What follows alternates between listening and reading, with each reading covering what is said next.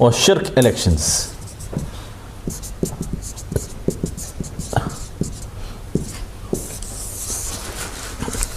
Okay. For example, you want to choose, shall we worship Allah or Shaitan? Okay. If you want to make an election about this, you're committing shirk in Allah. Who told you you have a choice? Who told you in the first place you had a choice who you worship, Allah or the Shaitan? Okay. You want to ask another question? Shall we obey Iblis or Fir'aun? Okay, both of them are shirk. Both of them kufr. Allah Ta'ala said, وَإِنْ أَطَعْتُمُوهُمْ إِنَّكُمْ لَمُشْرِكُونَ. If you obey them, you're mushrikeen. So how can you take one of these options? You want to say now, is Labour our Lord or is Conservative?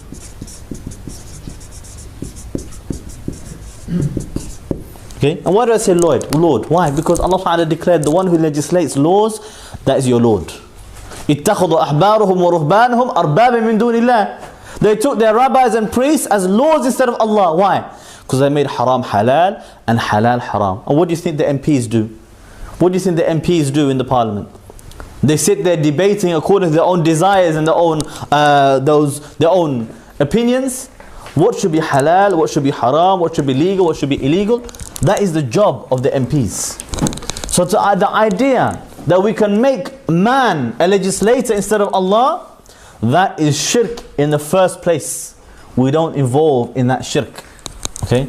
And somebody could say, well, what about the maslahah, the benefit? Okay? What about the benefit in voting for these, the lesser of the two evil MPs? I say there's no such thing as maslahah in shirk. It's impossible. Ibn Taymiyyah said, الشرك والظلم والقول على الله بغير علم والفواحش ما ظهر منه وما بطن. He said, لا يكون فيها شيء من المصلحة. He said the shirk and the oppression and speaking about Allah without knowledge and the unlawful sexual acts, hidden and apparent, there is no way for there to be any maslahah in them whatsoever. No way for there to be maslahah in that, any benefit in it whatsoever. No way. It's something been prohibited in every sharia of every nabi, in every time, in every era. And Allah Ta'ala does not forbid a thing while there's benefit in it. The sharia is perfect and complete. If there is benefit to be found and the sharia does not command to it, that means the sharia is imperfect, and the sharia is not imperfect. The sharia is perfect. It's our aqeedah. If you think the sharia missed something and there's benefit to be found by disobeying Allah, there's something wrong with your aqeedah.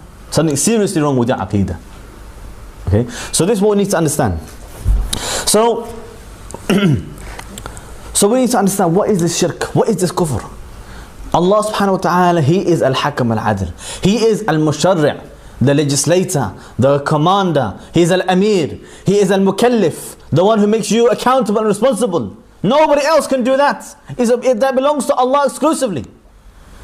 That is His part of His right, is haqq, as the Lord. أَلَا لَهُ الْخَلْقُ وَالْأَمْرُ. Allah says, is it not for Allah the creation and the command? They go hand in hand. Unless you created, you don't have the right to command.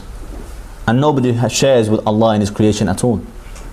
So Allah is the creator, we are the creation. Allah is al-ma'bood, the one who is worshipped, and we are al-ibad, the ones who worship Him. Allah, He is al-muta', we are al-muti'. Allah is the one who is obeyed, and we are the ones who obey Him.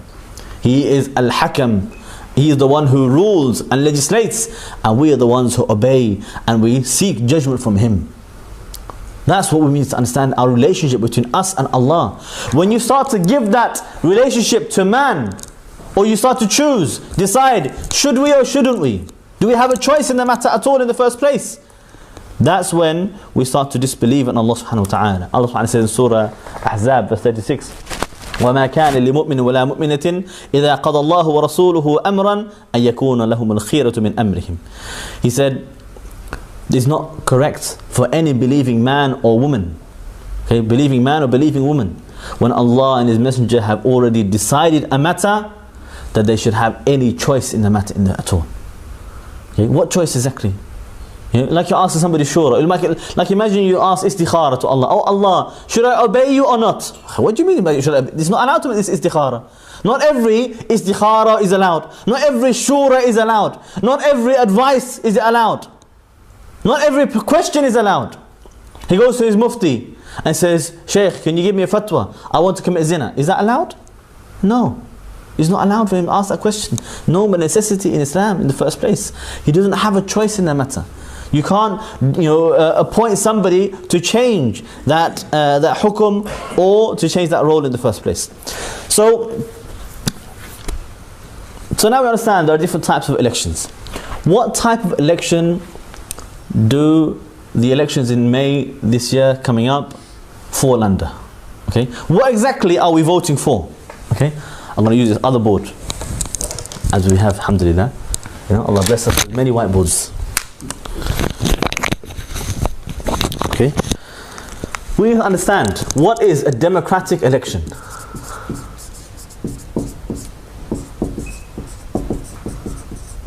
Okay, we need to understand this clearly and absolutely precisely. Okay, because people will try to make shubahat for you, might try to make special arguments for you. They say, look, akhi, just because we are choosing one of them doesn't mean we believe in their own deen or agree with everything they say. Doesn't mean we believe in all of their policies and so on. They'll say to you that elections, they're like a shura, they're like consultation. They say elections, they are just like appointing a khalifa, the way the Sahaba they gathered to appoint Abu Bakr as-Siddiq as a khalifa. So the question is, are we choosing a leader? Are we choosing advice, shura or consultation? Are we choosing an enemy to fight against? What are we exactly choosing? What are these elections about?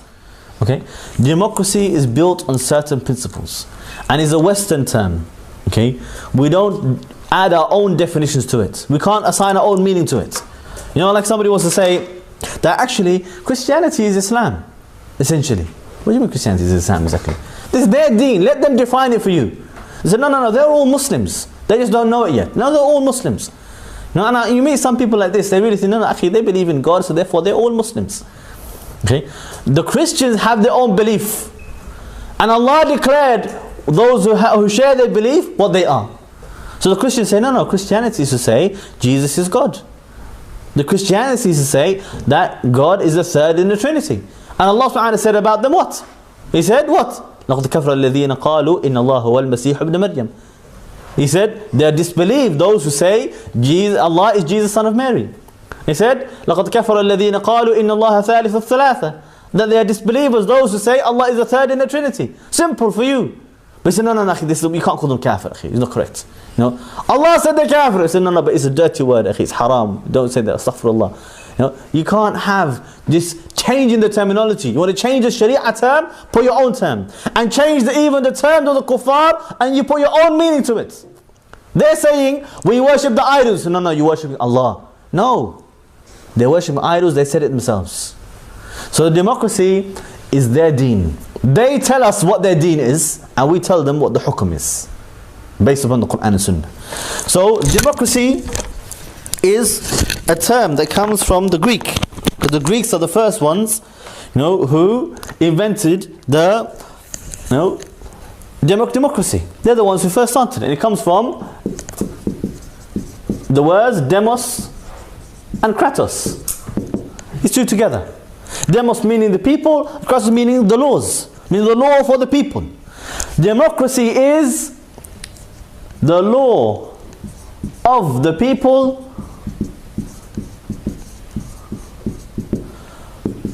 for the people by the people. That is their aqeedah, that's what they believe. Okay, that is exactly what they believe. So how do you have laws of the people, for the people, by the people? How do you establish that? How can the people make the laws? So they say, look, You know, if you want to have 60, now how many people? They've got 70 now, isn't it? Okay, it's all those Muslims immigrating, you see. 70 million people in the UK. Okay, you've got 70 million people in the UK. How are you going to get 70 million people together in one room to debate a law and decide what we're going to do? Okay, you can't do it. It's impossible. You know, it's impossible, especially every single issue they want to debate. You know, how are they going to get 70 million people? You know, even if one of them talks, the rest of them can't even hear him. You know, it's impossible. So you can't have 70 million people making laws together. So how are you going to have the law of the people, for the people, by the people? So they said what we'll do is, you know, we'll divide that up into constituents. Okay, and from each one, the people will appoint one MP to represent them. Okay, there's probably a couple of them got women as well, isn't it? Okay. Okay. Okay. So they all appoint, you know, for each area, one person, for each constituency, okay, for each constituency, okay, one person to represent the rest of them, because it's still by the people. How? We all in one room say, you know, brother, the brother with the longest beard, mashallah, he will represent us here in so-and-so house, and he will go and speak on behalf of all of us. Okay, it's called al-wikala. Okay, it's called al-wikala. You will have a wakil. Let's get a different color. Okay, so they will choose a wakil. Okay, in fact the word, okay, or you can say naib. Okay, it's the same thing. They mean the same thing. Is your representative. In fact, the word in Arabic for an MP, you know what it is? Is naib. Okay, your representative. He represents you. Your appointed person. So just like when Ja'far, he spoke to Najashi, the Muslims in Abyssinia, they said, he will speak on behalf of all of us. So he went forward and spoke on behalf of all of them. Okay, your representative, they go and they negotiate and they speak and they represent whatever the people behind him, they are saying, he represents them. So this is what they say. So those 70 million, they need to choose among them just a few people, maybe a couple of hundred, 200, 300, for the whole country, to represent all 70 million. And they sit in a house called Parliament. Okay, they go to a house called Parliament, okay, which is one big satanic building in the UK. If you ever seen it, you know, full of these idols and statues of devils and all this kind of crazy gargoyles, it's madness. Okay, so they have this big building, okay, with all these spires or whatever, okay, and it's called Parliament. Okay, and they will go there and they will decide what the laws will be for the people. Okay, what laws will be for the people. So they will decide laws and legislate. Okay, and don't be confused at all about this. That is what the MP does. They legislate laws in parliaments. Go to the Parliament's website. Okay, go to Parliament's website. Okay, they don't go there to learn tajweed or to make tafsir of the Quran. They go there to legislate laws. Go to Parliament's website officially. The first thing you'll see when they say about us, what is Parliament? Parliament is a house of legislation. It's a verbatim quote from their website. How Parliament is a house of legislation. And what is an MP? What is his job role? They don't clean streets and they don't, you know, drive taxis. They are legislators. That is their job. Is the only job role they have. Is they are legislators. Okay, they don't walk the beat with the police. They're not police officers. They're not, you know, they don't even, you know, decide. You know, people, they always ask you, what about traffic laws? What about the speed limit? How are you going to... MPs don't decide the speed limit either. They don't go to your local road and put up a 40 mile per hour sign. That's not their job. Their job is to make laws in parliaments. They make the legislation which the rest of the country will then be governed by, be ruled by. Okay, so that's what elections are, the democratic elections. That's what the elections in May are.